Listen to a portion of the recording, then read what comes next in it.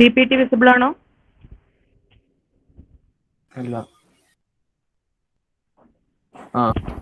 ഇപ്പോ Okay. Okay, yesterday we are discussing about software process. Some process activities are there, different types of process activities are there, like specification, design and implementation, validation and evaluation. A software process is used for, process activities are used for developing a software system. Okay, a software process model is an abstract representation of a process. It describes the complete explanation or description of a process from a particular perspective. There are two types of process activities. One is plan-driven method and another one is agile process. In plan-driven process, all the activities are already in planned, okay, and the progress is measured against in this plan. In agile process, planning is incremental, means it is easier to change the process. Okay, plan-driven process ആണെങ്കിൽ already plan ചെയ്ത് വെച്ചിട്ടുണ്ടാവും. ആ പ്ലാനിങ്ങിന്റെ ബേസിലാണ് നമ്മൾ complete procedure നടക്കുക. Base step മുതൽ final stage വരെ complete ആയിട്ട് പ്ലാൻഡ് ആയിരിക്കും. അതിന്റെ ബേസിലാണ് നമ്മുടെ കംപ്ലീറ്റ് പ്രോസസ് നടക്കുന്നുണ്ടാവുക. അജൈൽ ആണെങ്കിൽ ഒന്നും പ്ലാൻഡ് ആയിരിക്കില്ല. സ്റ്റാർട്ട് ചെയ്തതിന് ശേഷം എന്തെങ്കിലും ചേഞ്ചസ് വരുന്നത്, ഇപ്പം ഇംപ്ലിമെന്റേഷൻ ഒക്കെ നടത്തി കഴിഞ്ഞാൽ എന്തെങ്കിലും ചേഞ്ചസ് വരണമെങ്കിൽ വീണ്ടും അതിലേക്ക് ചേഞ്ചസ് ഇട്ട് കൊടുക്കുകയാണ് ചെയ്യുക. ക്ലിയർ ആണല്ലോ? ദർ ആർ സം മെത്തേഡ്സ് അല്ലെങ്കിൽ general models used in this process activities. What are they? ഏതൊക്കെയായിരുന്നു software process models, general process models ഏതൊക്കെയാണ്? First waterfall model, next incremental development model, then reuse oriented software engineering.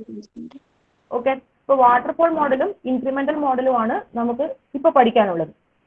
So waterfall model എന്ന് പറയുന്നത്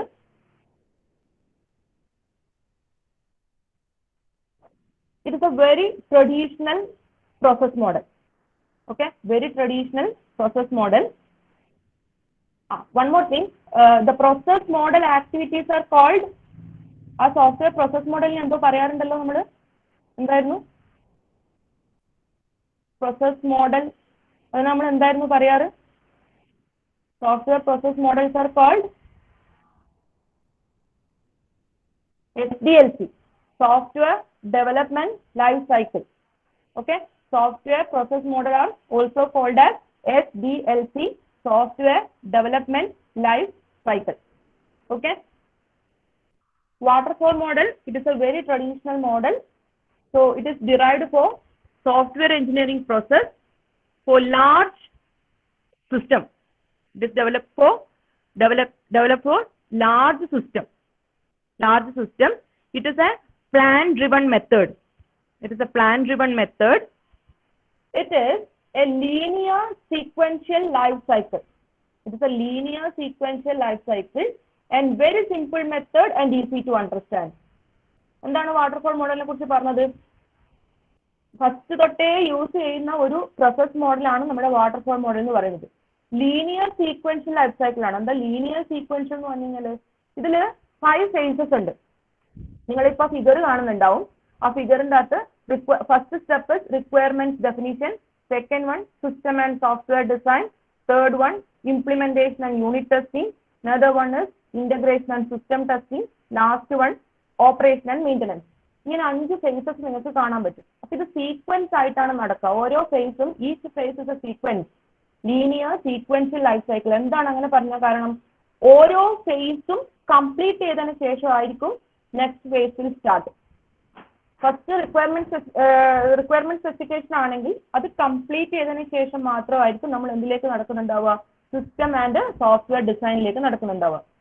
The output of first phase will be the input of the next.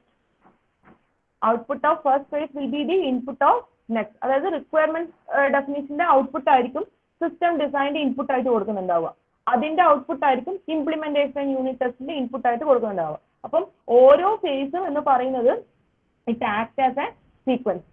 Very simple method ആണ്, ആർക്ക് വേണമെങ്കിലും പെട്ടെന്ന് മനസ്സിലാക്കാൻ പറ്റുന്ന മെത്തേഡാണ്, easy understandable method ആണ്. ഒരു ഫേസ് കംപ്ലീറ്റ് ചെയ്തതിനു ശേഷം മാത്രമേ it will move on to the next phase. Next phase there are 5 phases. First one is requirement analysis and definition അല്ലെങ്കിൽ requirement definition. All possible requirement of a system to be developed are captured in this phase and documented in requirement specification. എന്താ പറഞ്ഞത്? All possible requirements of a system are to be developed and captured and documented. നമുക്ക് എന്തൊക്കെ requirements വേണോ ആ requirements ഒക്കെ നമ്മൾ collect ചെയ്യും. ഒരു സോഫ്റ്റ്വെയർ ഡെവലപ്പ് ചെയ്യാൻ വേണ്ടിയിട്ടുള്ള എന്തൊക്കെ റിക്വയർമെന്റ്സ് വേണോ ആ റിക്വയർമെന്റ്സ് ഒക്കെ നമ്മൾ എന്ത് ചെയ്യും? കളക്ട് ചെയ്യും, എന്നിട്ട് ഡോക്യുമെന്റ് ചെയ്ത് വെക്കും. അതാണ് requirement analysis and definition first ഫേസിൽ നടക്കുന്നത്. സെക്കൻഡ് ഫേസ് എന്താ? System and software designing.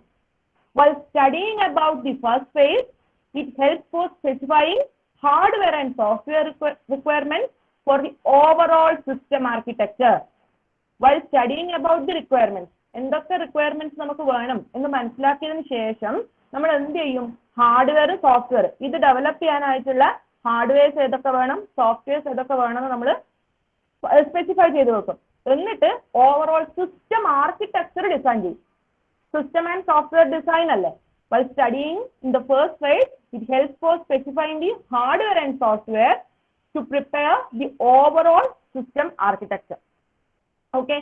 Third step is implementation and unit testing. First, system നമുക്ക് റിക്വയർമെന്റ്സ് ഒക്കെ കിട്ടിക്കഴിഞ്ഞാൽ നമ്മൾ എന്ത് ചെയ്യണം എന്ന് വെച്ചാൽ ഡിസൈൻ ചെയ്യുന്നതിന് മുമ്പേ it can be divided into smaller programs. Small programs ആയിട്ട് ആ ലാർജ് പ്രോഗ്രാംസിന് നമ്മൾ സ്മോൾ മൊഡ്യൂൾസ് ആക്കിയിട്ട് മാറ്റും. ആ മൊഡ്യൂൾസിനെ പറയുന്ന പേരാണ് unit. Okay. System first develop small program called unit. Each unit develop and tested functionality referred as unit testing. എന്താ ചെയ്യുക? നമുക്കൊരു വലിയ പ്രോഗ്രാം കിട്ടിക്കഴിഞ്ഞാൽ ആ പ്രോഗ്രാമിനെ ഡിവൈഡ് ചെയ്തിട്ട് ചെറിയ ചെറിയ യൂണിറ്റ് ആക്കിയിട്ട് മാറ്റും. ആ യൂണിറ്റിനെയാണ് എന്നിട്ട് എന്ത് ചെയ്യുന്നത്? ടെസ്റ്റ് ചെയ്ത് നോക്കുന്നത്. ടെസ്റ്റ് ചെയ്ത് അപ്പൊ അതിനെയാണ് നമ്മൾ എന്ത് പറയാ? Unit testing. Fourth step is integration and system testing. Integration and system testing. Functional non functional testing ഉണ്ടാവുമല്ലോ. അപ്പം നമ്മൾ പ്രൊഡക്റ്റ് റിലീസ് ചെയ്യുന്നതിന് മുന്നേ നമ്മളൊന്ന് ടെസ്റ്റ് ചെയ്ത് നോക്കും. നമ്മൾ മേക്ക് ചെയ്ത പ്രൊഡക്റ്റിനെ നമ്മളൊന്ന് വർക്ക് ചെയ്യിപ്പിച്ച് നോക്കും before releasing to the market. ക്ലയന്റിന് കൊടുക്കുന്ന ഹാൻഡ് ഓവർ ചെയ്യുന്നതിന് മുമ്പേ ആ പ്രോസസ്സ് നമ്മൾ എന്ത് ചെയ്യും? ആ സോഫ്റ്റ്വെയർ എന്ത് ചെയ്യും? നമ്മളൊന്ന് വർക്ക്ഔട്ട് ചെയ്യിപ്പിച്ചിട്ട് നോക്കും. അതാണ് എന്ത്?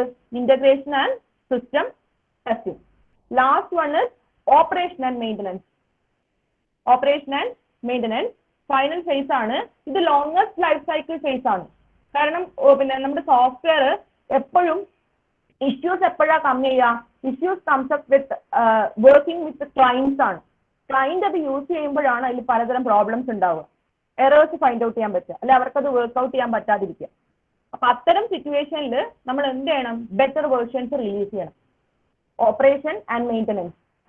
So issues comes up with the usage of client's environment to fix the issues and produce better versions. To fix the issues and produce better versions. These are the 5 phases of waterfall model. These are the 5 phases of waterfall model. Once the phase is complete, it will go to the next. ഓരോ ഫേസും കഴിഞ്ഞാൽ മാത്രമേ planned ആണല്ലോ. അപ്പൊ ഓരോ ഫേസും complete ആയാൽ മാത്രമേ നെക്സ്റ്റ് ഫേസിലോട്ടേക്ക് അവര് പോവുള്ളൂ. ഓക്കെ ആണോ? ഓക്കെ ആണോ? Is it clear? Yes, ma'am. Okay. The phase, ഒരു പോയിന്റ് കൂടി അവിടെ നോട്ട് ചെയ്യുക. The phases do not overlap each other. The phases do not overlap each other. ഇതിങ്ങനെ ലൈഫ് സൈക്കിൾ പോലെ കേട്ടോ. നിങ്ങൾ ആ എയറോമാർക്ക് വാട്ടർഫോൾ എന്ന് പറയുന്ന പേര് വരാനുള്ള കാരണം എന്താ? ഷേപ്പ് കണ്ടോ നിങ്ങൾ? ഇങ്ങനെ താഴേക്ക് വെള്ളം താഴേക്ക് വീഴുന്ന പോലെ ആ ഒരു മോഡലിന്റെ ഷേപ്പ് അങ്ങനെ ആയതുകൊണ്ടാണ് അതിന്റെ പേര് അങ്ങനെ ഡിഫൈൻ ചെയ്തത്. പിന്നെ അത് മാത്രമല്ല ഇതിങ്ങനെ റിപ്പീറ്റ് ചെയ്ത് പോകുന്ന സ്റ്റെപ്പാണ്. ഇപ്പം നമ്മൾ ഓപ്പറേഷൻ മെയിൻ്റനൻസ് കഴിഞ്ഞാൽ വീണ്ടും എങ്ങോട്ടേക്ക് പോകും? Requirement definition. ഇത് വീണ്ടും ലൈഫ് സൈക്കിൾ അല്ലേ. അപ്പം ലാസ്റ്റ് ഫേസിന് അഗെയിൻ ഫസ്റ്റ് ഫേസിലോട്ടേക്ക് അങ്ങനെ റിപ്പീറ്റ് ചെയ്യുക ഈ process. Okay. Next, there are some applications use waterfall model. എല്ലാ ആപ്ലിക്കേഷൻസ് ഒന്നും നമുക്ക് വാട്ടർഫോൾ മോഡൽ യൂസ് ചെയ്യുന്നു പറയാൻ പറ്റില്ല. Some applications use in waterfall model. First is embedded system. Already we are discussed about embedded system in software engineering applications. Okay, ഇപ്പൊ embedded system എന്ന് പറയുന്നത് waterfall model use ചെയ്യാറുണ്ട്. പിന്നെ ക്രിട്ടിക്കൽ സിസ്റ്റം യൂസ് ചെയ്യാറുണ്ട്. പിന്നെ large software system, large applications, ഇതൊക്കെയാണ് നമ്മൾ waterfall model സാധാരണയായിട്ട് യൂസ് ചെയ്യുന്ന ഏരിയാസ്. എല്ലാ ആപ്ലിക്കേഷനിലും നമുക്ക് വാട്ടർഫോൾ മോഡൽ യൂസ് ചെയ്യണമെന്ന് പറഞ്ഞാൽ പറ്റില്ല. ഓക്കെ, ഞാൻ ഇന്നലെ പറഞ്ഞു depends upon the nature of software we can choose the best method.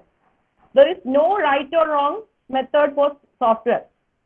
ഒരു മെത്തേഡ് നല്ലതാണ്, മറ്റേ മെത്തേഡ് മോശമാണെന്ന് പറയാൻ പറ്റില്ല. Depending upon the nature of the software ആണ് നമ്മൾ ഓരോ മോഡലും സെലക്ട് ചെയ്യുന്നത്. അപ്പൊ ആപ്ലിക്കേഷൻസ് ഏതൊക്കെയാണ്? Embedded system, critical system, large software system. Okay, next is waterfall model has some disadvantages or some problems. It is inflexible partitioning of projects into different stages and it makes difficult to responding changing customer requirements. നമ്മൾ പറഞ്ഞില്ലേ പ്രൊജക്റ്റിനെ cut ചെയ്ത് small modules ആക്കിയിട്ട് മാറ്റുക ചെയ്യാം. അപ്പം കസ്റ്റമറിന്റെ requirements വരുന്നതിനനുസരിച്ചിട്ട് അതിന് respond ചെയ്യാൻ വേണ്ടിയിട്ട് ഇൻഫ്ലെക്സിബിൾ ആയിരിക്കും. എവിടെയാണോ ചേഞ്ചസ് വരുത്തേണ്ടത് ആ ചേഞ്ചസ് പെട്ടെന്ന് വരുത്താൻ പറ്റില്ല. പ്ലാൻ ഡ്രിവൺ മെത്തേഡിന്റെ ഒരു മെയിൻ ഫോൾട്ടാണ് അത്. സഡൻ ആയിട്ടുള്ള ചേഞ്ചസ് എന്തെങ്കിലും വരുത്തണം എന്നുണ്ടെങ്കിൽ we cannot do that. Okay, അപ്പോൾ inflexible partition that makes it difficult to respond to changing customer requirements. Different units ആക്കുന്നതുകൊണ്ടാണ്. Some business activities are stable requirements. നല്ല ഫിക്സ്ഡ് ആയിട്ടുള്ള ഫ്ലെക്സിബിൾ ആയിട്ടുള്ള റിക്വയർമെന്റ്സ്.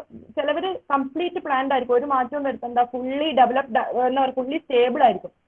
അങ്ങനെയുള്ള കേസിലൊന്നും പ്രശ്നമില്ല. അല്ലെങ്കിൽ ഇടയ്ക്കിടയ്ക്ക് മാറ്റങ്ങൾ വരുത്തണം എന്നാണെങ്കിൽ it will be difficult.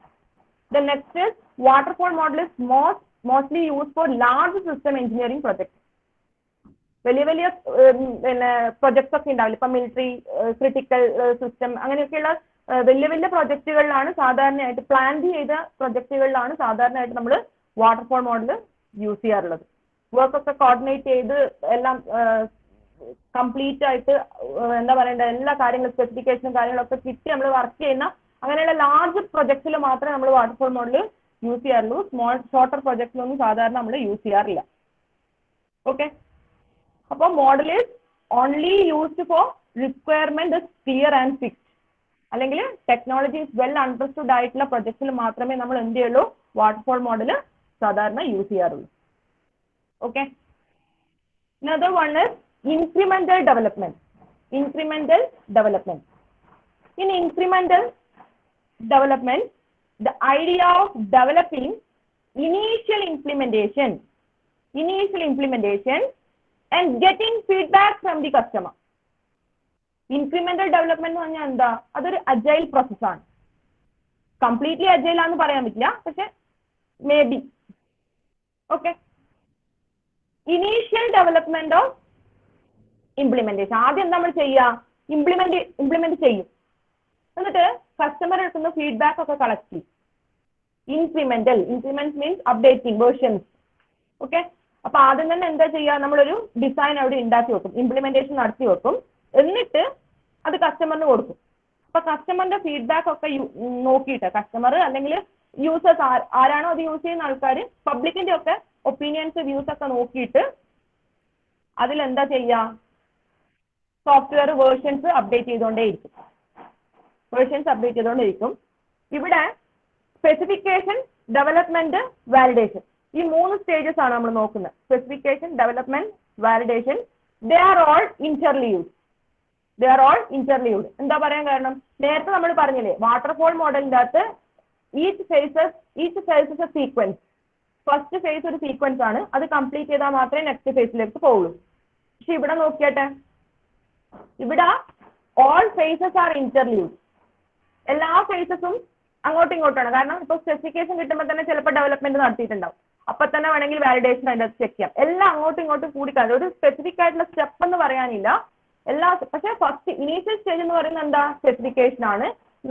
Middle stage എന്ന് പറയുന്നത് development and final version is validation. Stages ഒക്കെ അങ്ങനെ തന്നെയാണ്, പക്ഷെ എല്ലാ സ്റ്റേജസും അങ്ങോട്ടും ഇങ്ങോട്ടും ഇടകലർന്നിട്ടാണ് ഉണ്ടാവുക. എപ്പോൾ വേണമെങ്കിലും വർക്ക്ഔട്ട് ചെയ്യാം. ഫസ്റ്റ് അവർ പ്രിഫറൻസ് കൊടുക്കുന്നത് ഇംപ്ലിമെന്റേഷൻ ആണ്. Getting feedback from the client, they can do better version, അല്ലെങ്കിൽ they can evolve several software version. രണ്ടും തമ്മിലുള്ള ഡിഫറൻസ് മനസ്സിലായോ? വാട്ടർഫോൾ മോഡലും ഇൻക്രിമെന്റും തമ്മിലുള്ള ഡിഫറൻസ് ഓക്കെയാണോ? വാട്ടർഫോൾ മോഡലും ഇൻക്രിമെന്റിലും തമ്മിലുള്ള ഡിഫറൻസ് ഓക്കെയാണോ? Okay ma'am. Okay, it is used better for business or e-commerce or software system. But technology ഇങ്ങനെ ചേഞ്ച് ചെയ്തുകൊണ്ടിരിക്കുന്ന ഏരിയാസ് ആണ് അല്ലേ ബിസിനസ് എന്ന് പറയുന്നത്. ബിസിനസ്സിൽ എപ്പോഴും എന്തെങ്കിലുമൊക്കെ ടെക്നോളജി ഇങ്ങനെ മാറിക്കൊണ്ടേയിരിക്കുകയാണ്. അതുപോലെ നമ്മുടെ ഇ-കൊമേഴ്സ് സൈറ്റിൽ അങ്ങനെയൊക്കെ. അപ്പൊ അവരൊക്കെ ഡെവലപ്പ് ചെയ്യുന്ന സോഫ്റ്റ്വെയർ എപ്പോഴും ഇൻക്രിമെന്റൽ ഡെവലപ്മെന്റ് നടത്തുന്നതാണ് നല്ലത്. ഓക്കെ, ഇൻക്രിമെന്റൽ ഡെവലപ്മെന്റ് നടത്തുന്നത് നല്ലത്. കാരണം എന്തെങ്കിലും വേർഷൻസ് അപ്ഡേറ്റ് ചെയ്യണമെന്നുണ്ടെങ്കിൽ they can easily change the software. ഇതിൽ എന്താ അഡ്വാൻറ്റേജ് എന്ന് വെച്ച് കഴിഞ്ഞാൽ incremental development advantages, errors are easy to understand, then flexible ആണ്, compared to other models it is less cost.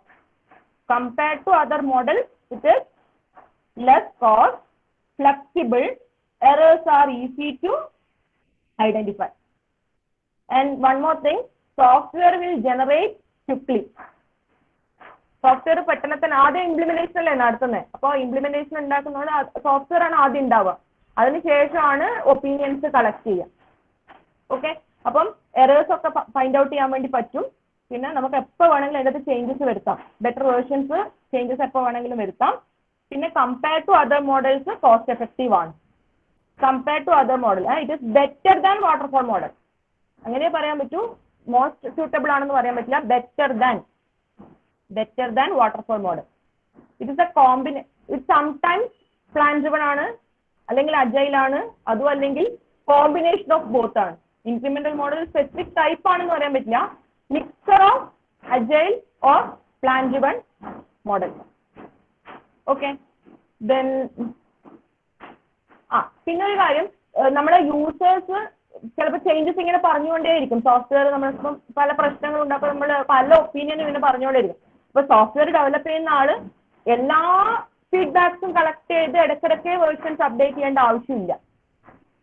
അതിൽ ബെറ്റർ ആണെന്ന് തോന്നുന്ന കുറച്ച് ഒപ്പീനിയൻ ആക്സെപ്റ്റ് ചെയ്തിട്ട് then you can do better versions. അല്ലാതെ എല്ലാ ഒപ്പീനിയൻസും എടുത്ത് കംപ്ലീറ്റ്ലി എല്ലാവരെയും സാറ്റിസ്ഫൈ ചെയ്യുന്ന രീതിയിലുള്ള സോഫ്റ്റ്വെയർസ് നമുക്ക് ഡെവലപ്പ് ചെയ്യാൻ പറ്റില്ല. അത് ഒരു സോഫ്റ്റ്വെയർ ഡെവലപ്മെന്റിലും നടക്കുന്ന കേസല്ല. Okay, next we are already discussed incremental development benefit. The cost of accommodating changing customer requirement is reduced.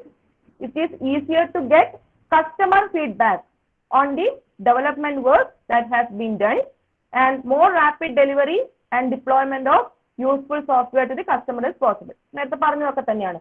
Errors find out ചെയ്യാം, സിമ്പിൾ ആണ്, ഫ്ലെക്സിബിൾ ആണ്, ചേഞ്ചസ് വരുത്താം, സോഫ്റ്റ്വെയർ വിൽ ജനറേറ്റ് ക്വിക്ലി ആണ്. അതൊക്കെ തന്നെയാണ് ഇവിടെയും പറഞ്ഞിട്ടുള്ളത്. Next, incremental development problems. ഏത് മെത്തേഡ്സ് ഉണ്ടായാലും അഡ്വാൻറ്റേജസും ഉണ്ടാവും, ഡിസഡ്വാൻറ്റേജസ് ഉണ്ടാവും. ഒരു മെത്തേഡും പക്കാ പെർഫെക്റ്റ് അല്ല. So it includes advantages as well as disadvantages. Disadvantage എന്ന് പറയുന്നത് process is not visible.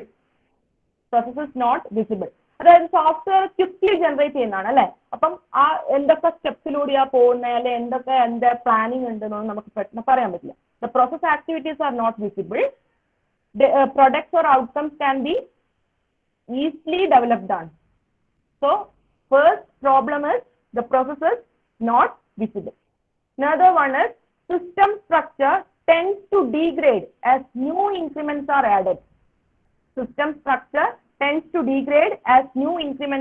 added. Second problem, എന്താണ്, നമ്മളിപ്പം പല വേർഷൻസും ഇങ്ങനെ അപ്ഡേറ്റ് ചെയ്തുകൊണ്ടിരിക്കുമ്പോൾ അല്ലെങ്കിൽ പല ഫീഡ്ബാക്കും നമുക്ക് ഇങ്ങനെ കിട്ടിക്കൊണ്ടിരിക്കുമ്പോൾ നമ്മൾ ഉണ്ടാക്കിയ സോഫ്റ്റ്വെയറിന് അതൊക്കെ അഡാപ്റ്റ് ചെയ്യാനുള്ള കാപ്പബിലിറ്റി ഒന്നും അറിയില്ല. ചിലപ്പം പുതിയ വേർഷൻ അപ്ഡേറ്റ് ചെയ്യുമ്പോൾ സിസ്റ്റത്തിന്റെ പെർഫോമൻസ് കംപ്ലീറ്റ്ലി റെഡ്യൂസ് ആവാനുള്ള ചാൻസസ് ഒക്കെ ഉണ്ട്. അപ്പൊ അത് ഒരു ഇൻക്രിമെന്റൽ ഡെവലപ്മെന്റിന്റെ ഒരു പ്രോബ്ലത്തിൽ വരുന്നതാണ്. രണ്ട് പ്രോബ്ലംസ് ആണ്, the process is not visible and another one is system structure tends to degrade as new increments are added. പിന്നെ ഇത് കോസ്റ്റ് എഫക്റ്റീവ് ആണ് ഈ മെത്തേഡ് എന്ന് പറഞ്ഞു. പക്ഷെ ഒരു കാര്യം, സഡൻ ആയിട്ടുള്ള ചേഞ്ചസ് ഒക്കെ നമ്മൾ സോഫ്റ്റ്വെയറിൽ ഇൻക്ലൂഡ് ആവുന്നുണ്ടെങ്കിൽ അത് ചിലപ്പോൾ കോസ്റ്റ് എക്സ്പെൻസ് ഇൻക്രീസ് ആവാനുള്ള ചാൻസസ് ഉണ്ട്. സഡൻ ചേഞ്ചസ് ഒക്കെ വരുമ്പോൾ, നമ്മൾ അപ്രതീക്ഷിതമായിട്ടുള്ള ചേഞ്ചസ് ഒക്കെ വരുമ്പോൾ സോഫ്റ്റ്വെയറിന്റെ കോസ്റ്റ്, അങ്ങനെ ഒരു പോയിന്റ് ഇതിൽ പറയുന്നുണ്ട്. അപ്പം നിങ്ങൾ അത് മിസ്അണ്ടർസ്റ്റാൻഡ് ചെയ്യരുത്, മിസ് എന്താ അങ്ങനെ പറഞ്ഞതെന്ന്. പിന്നെ സഡൻ ആയിട്ടുള്ള ചേഞ്ചസ് വരുമ്പം ഇറ്റ് വിൽ ബിക്കം എക്സ്പെൻസീവ് കേട്ടോ. അപ്പൊ നമ്മൾ ഡിസ്കസ് ചെയ്തത് പ്രോസസ് ആക്ടിവിറ്റീസ് ആണ്. പ്രോസസ് ആക്ടിവിറ്റീസിൽ 2 മോഡൽസ് ആണ് പറഞ്ഞത്. ഒന്ന് waterfall model, then incremental model. Clear ആണോ? Clear? Yes, ma'am. Okay. Next is process activity. Next one is process activity. There are 4 types of activity in process: specification, design and implementation, validation, and evolution. Real software processes are interleaved or sequence. Real ലൈഫിലുള്ള software process എന്ന് പറയുന്നത് ഇന്റർലീവ്ഡും ആവാം, സീക്വൻസും ആവാം. അപ്പോൾ waterfall മോഡലിന്റെ case ആണെങ്കിൽ sequence ആണ്, but incremental മോഡലിന്റെ കേസ് ആണെങ്കിൽ ഇൻക്രിമെന്റൽ ആണ്, സോറി ഇന്റർലീവ്ഡ് ആണ്. അപ്പം റിയൽ ലൈഫിൽ പ്രോസസ് ആക്ടിവിറ്റീസ് എന്ന് പറയുന്നത് സീക്വൻസും ആവാം, ഇന്റർലീവ്ഡും ആവാം. There are 4 basic process activities ആണ് ഉള്ളത്. We can discuss one by one. First one is software specification. Software specification, it is also called as requirement engineering. Software specification is also called as requirement engineering. It is the process of understanding and defining what services are required from the system and identify the constraints. എന്താണ് software specification പറയുന്ന വേറൊരു പേരാണ് requirement engineering. അതെന്താണ്? It's the process of understanding and defining what services are needed. നമുക്ക് എന്ത് requirements ആണ് വേണ്ടത്, എന്ത് സർവീസസ് ആണ് വേണ്ടതെന്ന് ഐഡന്റിഫൈ ചെയ്യാം. ഫസ്റ്റ് ഫേസ് ആണ് അല്ലെ, ഫസ്റ്റ് ഫേസ് ആണ് നമ്മുടെ നീഡ്സ് എന്താണ്, നമ്മുടെ റിക്വയർമെന്റ്സ് എന്താണെന്ന് ഐഡന്റിഫൈ ചെയ്യുക. അതിന്റെ ബേസിലായിരിക്കും എന്ത് ചെയ്യുന്നുണ്ടാവുക, കംപ്ലീറ്റ് പ്രോസസ്സ് നടക്കുന്നുണ്ടാവുക. Complete process.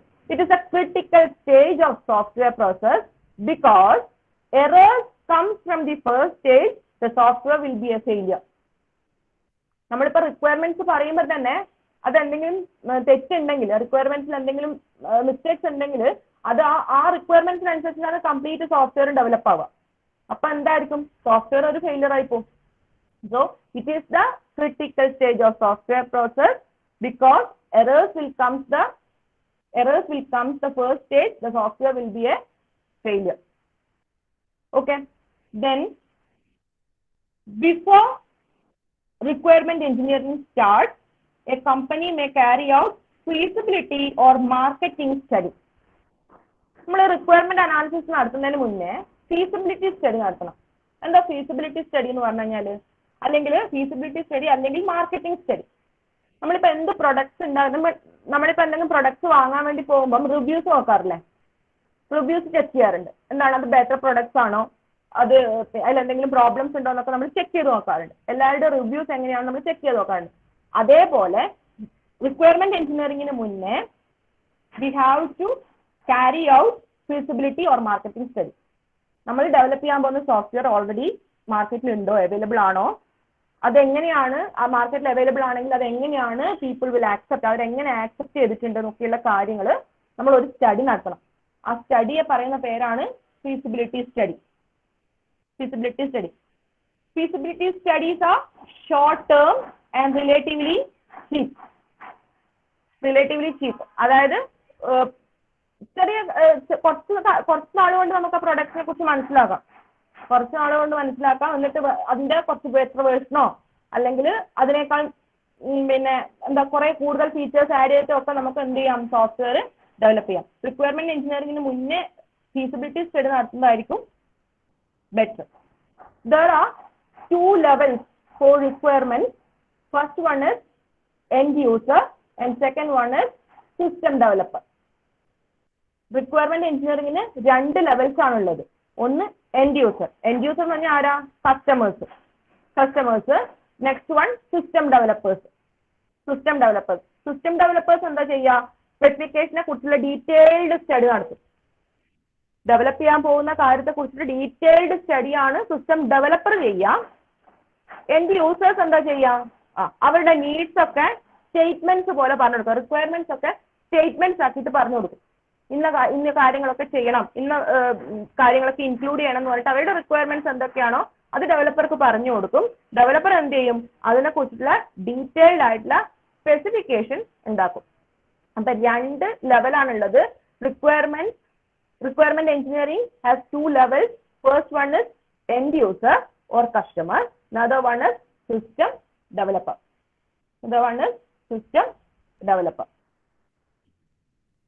This is the requirement engineering process. Here we can see that feasibility study, feasibility report, then requirement elicitation and analysis, system models, requirement specification, user and system requirements, requirement validation, requirement documents. ഇതൊക്കെ കാണാൻ പറ്റും. Starting with feasibility study ആണ്. നമ്മൾ പറഞ്ഞല്ലോ feasibility study എന്ന് പറയുന്ന ഒരു short term process ആണ്. We can understand about the market, അല്ലെങ്കിൽ we can understand about the product, how we can accept the how people accept the product in market. അതാണ് public എങ്ങനെ ആ പ്രൊഡക്റ്റിനെ ആക്സെപ്റ്റ് ചെയ്തിട്ടുണ്ട്, അല്ലെങ്കിൽ പബ്ലിക്കിന് എത്രമാത്രം ഇത് നീഡ് ആണ് എന്നൊക്കെയുള്ള കാര്യങ്ങൾ സ്റ്റഡി ചെയ്യുന്നതിനെയാണ് നമ്മൾ എന്ത് പറയാ? ഫീസിബിലിറ്റി സ്റ്റഡി എന്ന് പറയാം. ആ ഫീസിബിലിറ്റി സ്റ്റഡിയുടെ ബേസിൽ നമ്മൾ എന്തുണ്ടാക്കും? ഫീസിബിലിറ്റി റിപ്പോർട്ട് ഉണ്ടാക്കും. Okay, then next it is feasibility study is a technically and financially feasible to build a system ആണ് കേട്ടോ. developed within the existing budget of country. Cost effective ആയിട്ട് നമ്മൾ product എത്രമാത്രം നമുക്ക് കോസ്റ്റ് എഫക്റ്റീവ് ആയിട്ട് ആ product ഉണ്ടാക്കാം എന്ന് നോക്കുന്നതാണ് feasibility study. Next requirement elicitation and analysis. Observation from the existing system, discuss with the potential users, task analysis. ഒക്കെ എന്താ അത്? നമ്മുടെ എക്സിസ്റ്റിംഗ് സിസ്റ്റം ഉണ്ടാവില്ലേ, ആ എക്സിസ്റ്റിംഗ് സിസ്റ്റത്തിനെ ഒബ്സർവ് ചെയ്തിട്ട് യൂസേഴ്സുമായിട്ട് ഒരു ഡിസ്കഷൻ നടത്തുക. എങ്ങനെയൊക്കെയുള്ള ടാസ്ക് ഇതിൻ്റെ അകത്ത് ഇൻക്ലൂഡ് ചെയ്യുന്നുണ്ട്, പിന്നെ എന്തെങ്കിലും മോഡൽസ് ഒക്കെ, കുറെ മോഡൽസ് ഒക്കെ വെച്ചിട്ട് one or more models use ചെയ്തിട്ട് ഈ സിസ്റ്റത്തെ കുറച്ചും കൂടി ബെനിഫിഷ്യൽ ആക്കാൻ പറ്റും എന്ന് നോക്കുന്ന ഫേസ് ആണ് എന്ത്? Requirement elicitation and analysis. Third one is requirement specification. It is the activity of translating information gathered during requirement analysis. നമ്മൾ കുറെ ഇൻഫർമേഷൻ കളക്ട് ചെയ്തിട്ടുണ്ടാവും. ആ കളക്ട് ചെയ്ത ഇൻഫർമേഷൻ ഒക്കെ ഒരു ഡോക്യുമെന്റ് ഫോമാറ്റിലേക്ക് മാറ്റുക. എന്തൊക്കെ ഇൻഫർമേഷൻ കളക്ട് ചെയ്തിട്ടുണ്ടോ ട്രാൻസ്ലേറ്റ് ചെയ്യുക. ആ കളക്ട് ചെയ്ത ഇൻഫർമേഷൻ ഒക്കെ ഗാതേർഡ് ചെയ്ത ഇൻഫർമേഷൻ ഒക്കെ നമ്മൾ ഡോക്യുമെന്റ് ഫോമാറ്റിലേക്ക് മാറ്റുക.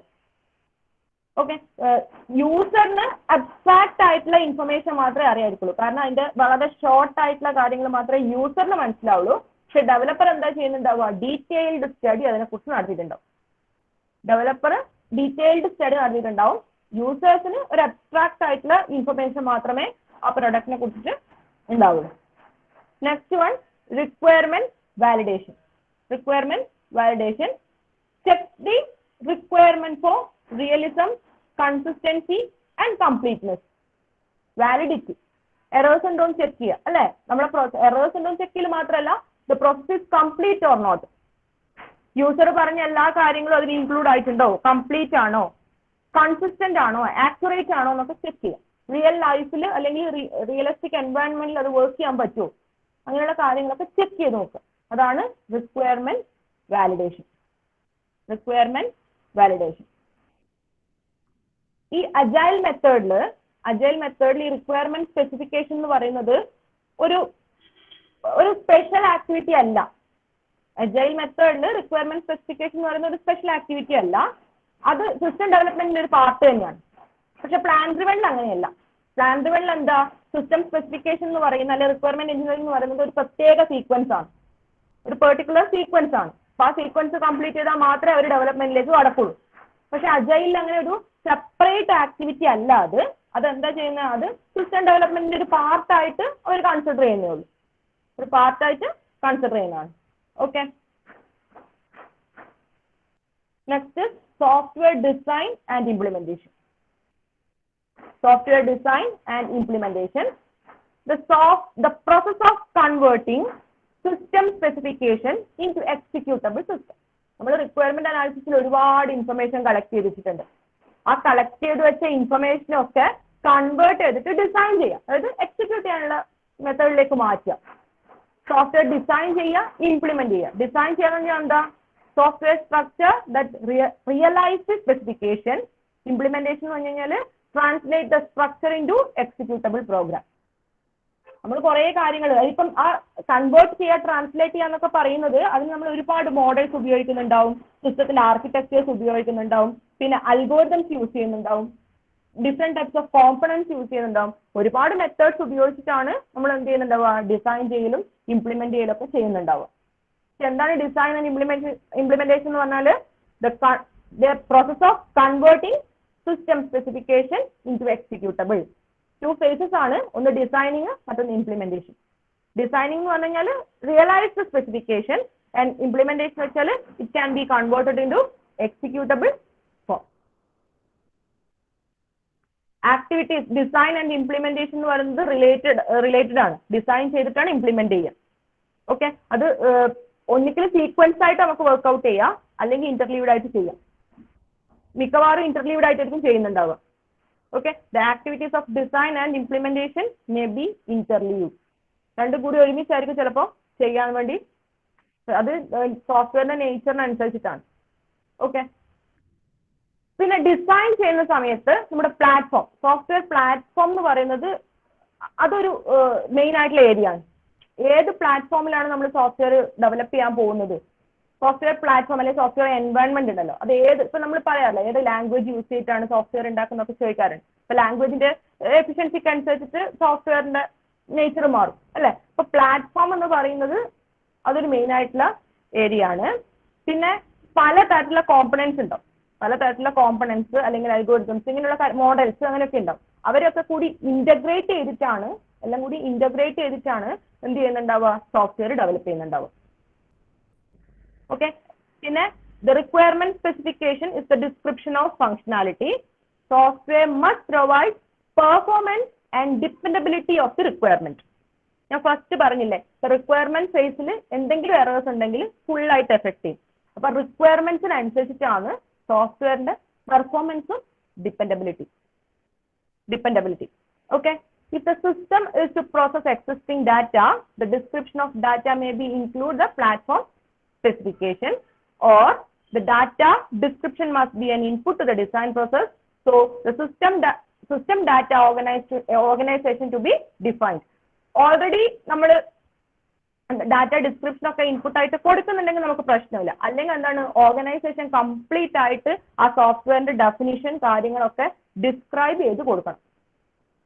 എങ്ങനെയാണ് ഇതിന്റെ വർക്കിംഗ്, എന്തൊക്കെ കാര്യങ്ങളാണ് ഇതിൽ യൂസ് ചെയ്തിട്ടുള്ളത്, എവിടെയൊക്കെ ഇതിന് എറേഴ്സ് വരാനുള്ള ചാൻസസ് ഉള്ളത്, അങ്ങനെയുള്ള കംപ്ലീറ്റ് ഡിസ്ക്രിപ്ഷൻ ഓർഗനൈസേഷൻ പറഞ്ഞു കൊടുക്കണം. കംപ്ലീറ്റ് റെസ്പോൺസിബിലിറ്റി ഓർഗനൈസേഷൻ ഏറ്റെടുത്തിട്ടുണ്ടാവണം. ഓക്കെ, ഡിസൈൻ ഇംപ്ലിമെന്റേഷനിൽ it's a general model for design process. ഇതാണ് ആദ്യം തന്നെ ഡിസൈൻ ഇൻപുട്ടിൽ platform information, requirement specification and data description. ഞാൻ ആദ്യമേ പറഞ്ഞു പ്ലാറ്റ്ഫോം, സോഫ്റ്റ്വെയറിന്റെ പ്ലാറ്റ്ഫോം, എൻവയൺമെന്റ്, എക്സിക്യൂട്ട് ചെയ്യുന്ന എൻവയൺമെന്റ് ഏതാണ്, അതിന് വലിയൊരു ഇമ്പോർട്ടൻസ് ഉണ്ട്. കാരണം it is the essential input of the design process. Okay, designers can decide how best to integrate with the environment. നമുക്ക് അവൈലബിൾ ആയിട്ടുള്ള എൻവയൺമെന്റ് വെച്ചിട്ട് എങ്ങനെ ഡെവലപ്പ് ചെയ്യാം എന്ന് ആർക്ക് നോക്കാം? ഡെവലപ്പറിന് അല്ലെങ്കിൽ ഡിസൈനർക്ക് അതിനെക്കുറിച്ചുള്ള കാര്യങ്ങളൊക്കെ ചെയ്യാം. ഓക്കെ, ഇപ്പൊ എക്സിസ്റ്റിംഗ് ആയിട്ടുള്ള ചിലപ്പോൾ ആക്ടിവിറ്റീസ് ആയിരിക്കും. അപ്പൊ എക്സിസ്റ്റിംഗ് ആക്ടിവിറ്റിയിൽ പുതിയ കാര്യങ്ങൾ ആഡ് ചെയ്ത് ചേർക്കുമ്പോൾ അതിന് എന്തൊക്കെ എൻവയൺമെന്റിൽ എന്തൊക്കെ ചേഞ്ചസ് വരുത്തണം, അങ്ങനെയുള്ള കാര്യങ്ങളൊക്കെ ആരായിരിക്കും ചെക്ക് ചെയ്യുന്നുണ്ടാവുക? ഡിസൈനർ ആയിരിക്കും ചെക്ക് ചെയ്യുന്നുണ്ടാവുക. നെക്സ്റ്റ് റിക്വയർമെന്റ് സ്പെസിഫിക്കേഷൻ പറഞ്ഞു, പിന്നെ ഡാറ്റ ഡിസ്ക്രിപ്ഷൻ. ഇതിൽ ഡിസൈൻ ആക്ടിവിറ്റീസ് കണ്ടോ, സെക്കൻഡ് സ്റ്റേജ്. ഇൻപുട്ട് കിട്ടിക്കഴിഞ്ഞ് കഴിഞ്ഞാൽ അതിന്റെ second stage architectural design interface design, component design and database design. 4 കാര്യങ്ങളാണ് ഡിസൈൻ ആക്ടിവിറ്റീസിലുള്ളത്.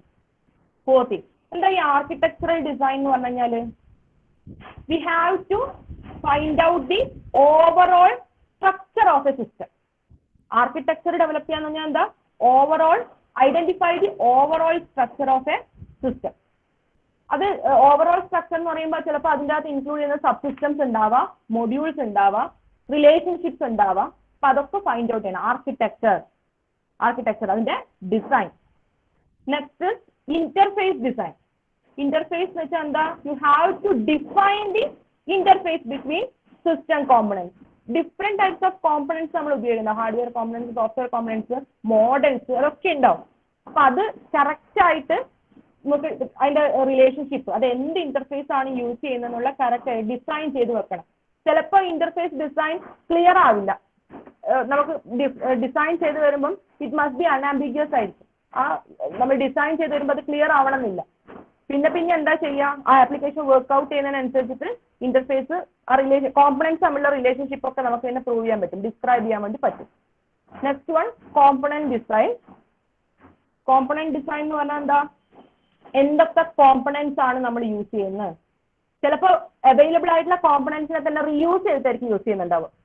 അവൈലബിൾ കോമ്പണൻസിനെ റീയൂസ് ചെയ്തിട്ട് യൂസ് ചെയ്യുന്നുണ്ടാവും. ചിലപ്പോൾ എന്താ? പുതിയ കോമ്പണൻസ് ആയിരിക്കും യൂസ് ചെയ്യുന്നുണ്ടാവും. അപ്പം what type of components can be use, effective ആയിട്ട് റിസോഴ്സിനെ യൂട്ടിലൈസ് ചെയ്യുന്നുണ്ടോ എന്നൊക്കെ ചെക്ക് ചെയ്യുന്നതാണ് component design. Last one database design. Database means storage അല്ലെ? System data structure can be stored and how to represent data in database. ചിലപ്പോൾ existing ആയിട്ടുള്ള database തന്നെ നമുക്ക് സ്റ്റോർ ചെയ്യാൻ പറ്റും, അല്ലെങ്കിൽ പുതിയ ഡാറ്റാബേസ് ക്രിയേറ്റ് ചെയ്യേണ്ടി വരും. ഒരു ഡിസൈൻ ആക്ടിവിറ്റിയിൽ 4 മെയിൻ ആയിട്ടുള്ള കാര്യങ്ങളാണ്. ഒന്ന് architectural design, next one interface design, third one component design and last one database design. ഇതിനൊക്കെ ഔട്ട്പുട്ട് ആയിട്ട് കിട്ടുന്നതാണ് design output. System architecture, database specification, interface specification and component specification. ഈ 4 കാര്യങ്ങളും ചെയ്തു കഴിഞ്ഞാൽ അതിന്റെ ഔട്ട്പുട്ട് ഫിഗറിൽ നിങ്ങൾക്ക് കാണാം, ഡിസൈൻ ഔട്ട്പുട്ട്. ആദ്യം ഇൻപുട്ട് കൊടുക്കുന്നത് പ്ലാറ്റ്ഫോം, റിക്വയർമെന്റ്, ഡാറ്റ ഡിസ്ക്രിപ്ഷൻ. അതിന്റെ ആക്ടിവിറ്റീസ് നടക്കുന്നതാണ് 4 കാര്യങ്ങൾ പറഞ്ഞത്. ദെൻ അതിന് ഔട്ട്പുട്ട് ആയിട്ട് കിട്ടുന്നത് സിസ്റ്റത്തിന്റെ ആർക്കിടെക്ചർ, ഡാറ്റാബേസിന്റെ സ്പെസിഫിക്കേഷൻ, ഇന്റർഫേസ്, ദെൻ കോമ്പണന്റ്. ഈ 4 കാര്യങ്ങളായിരിക്കും നമുക്ക് ഔട്ട്പുട്ട് ആയിട്ട് കിട്ടുക. This activities, design activities will lead to design output. Clear ആണോ? പറഞ്ഞ കാര്യങ്ങൾ ക്ലിയർ ആണോ? സ്പെസിഫിക്കേഷൻ പറഞ്ഞു, സോഫ്റ്റ്വെയർ ഡിസൈൻ ആൻഡ് ഇംപ്ലിമെന്റേഷൻ പറഞ്ഞു. ഇത് രണ്ടും ക്ലിയർ ആണോ? Yes, ma'am.